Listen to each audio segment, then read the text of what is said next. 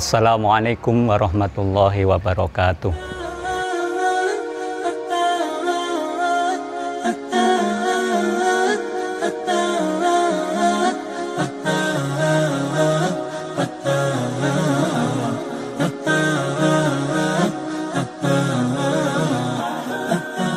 Alhamdulillahilladzi adhaba 'annal hazan inna rabbana laghafurun syakur alladzi aujaba 'alaina bi fi'lil ma'mur wa tarkil mahdur. Asyhadu an la ilaha illallah wa asyhadu anna Muhammadar Rasulullah sallallahu alaihi wasallam wa ala alihi wa ashabihi amma ba'du. Para saudaraku muslimin wal muslimat rahimakumullah. Alhamdulillah, pada tahun ini kita oleh Allah masih diberi kesempatan untuk bisa menemui bulan suci Ramadan, bulan yang penuh dengan rahmat, bulan yang penuh dengan maghfirah, bulan yang penuh dengan lipatan-lipatan pahala yang Allah tidak membatasinya, illa masya Allah. Dan alhamdulillah kita bisa melaksanakan sampai hari ini.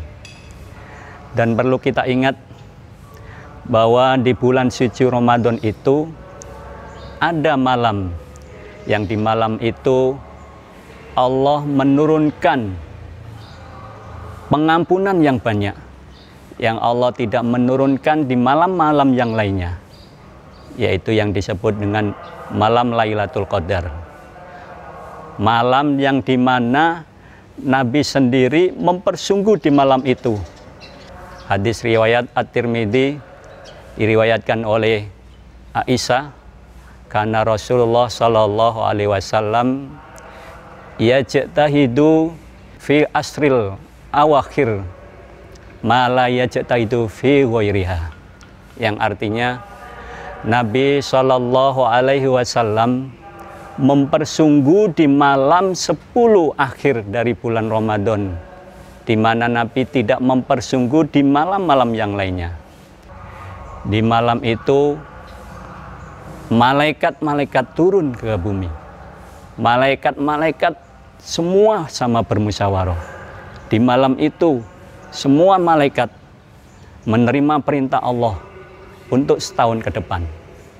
Dan Nabi sendiri di malam itu membangunkan keluarganya. Istilah orang Jawa, cancut tali wondo, mempersungguh benar. Hadis riwayat At-Tirmidzi menjelaskan dan diriwayatkan oleh Ali, anna Nabiyya sallallahu alaihi wasallam yuqidu fil asril awakhir min Ramadan, yang artinya Nabi membangunkan keluarganya untuk mempersungguh di malam 10 yang akhir dari bulan Ramadan. Walaupun ada hadis riwayat Nabi menjelaskan bahwa mencari malam Lailatul Qadar itu bisa di malam-malam yang ganjil, bisa di malam 21 atau malam 23 atau juga malam 25 atau juga di malam 27 dan di malam 29. Oleh karena itu kita sebagai orang Islam, warga muslim, marilah kita mempersungguh di malam Lailatul Qadar itu. Malam yang penuh pengampunan, malam yang penuh lipatan-lipatan pahala. Nabi sendiri mempersungguh di malam itu hingga wafatnya.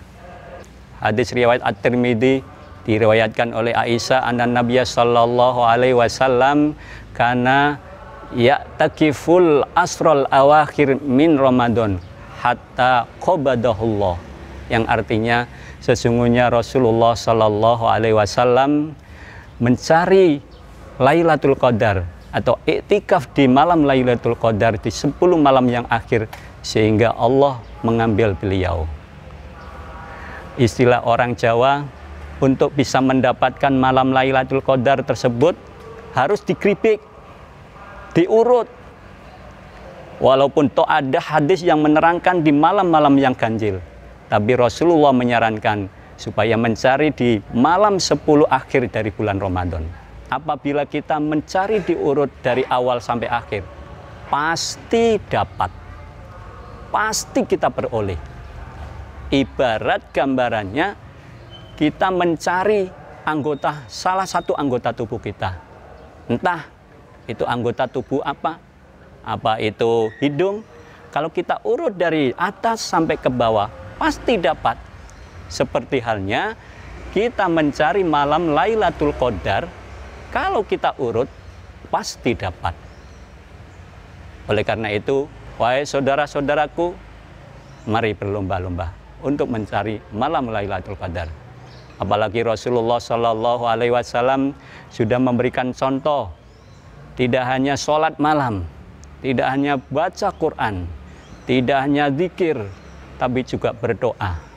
Dan Rasulullah Shallallahu Alaihi Wasallam memberikan contoh doa, Allahumma innaka afuwun karim tuhibbul afwa fa'fu anni.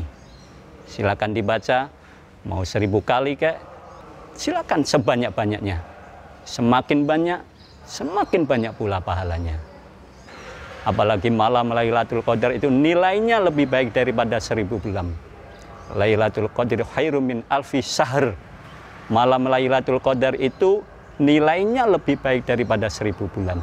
Apabila kita hitung 1000 bulan itu kurang lebih 83 tahun. Begitu lamanya bisa kita dapatkan hanya satu malam Lailatul Qadar.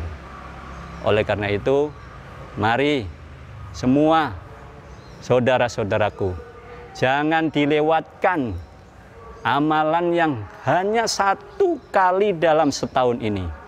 Ingat, tetap dalam prokes, protokol kesehatan, apalagi di masa pandemi ini. Nah, 1, pakai masker. 2, menjaga jarak.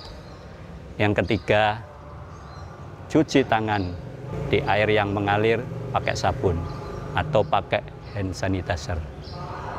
Demikian nasihat dari saya. Ada kesalahan, minta maaf yang sebesar-besarnya. Akhirul qouli wassalamualaikum warahmatullahi wabarakatuh.